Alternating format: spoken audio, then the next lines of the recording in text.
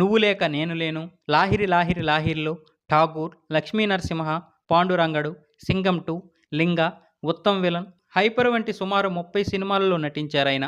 అందులో 11 తమిళ సినిమాలు, ఒక కన్నడ సినిమా కూడా ఉంది. విశ్వనాథ్ గారిని వరించినన్ని అవార్డ్స్ మరెవరిని వరించలేదంటే అతిశయోక్తి కాదు.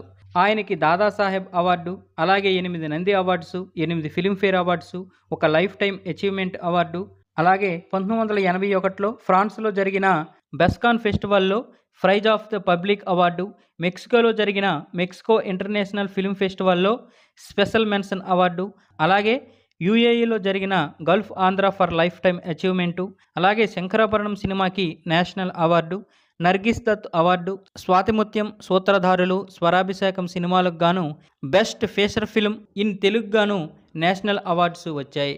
పొట్టి శ్రీరాములు యూనివర్సిటీ వారు గౌరవ డాక్టరేట్ను, గవర్నమెంట్ ఆఫ్ ఇండియా వారు పద్మశ్రీ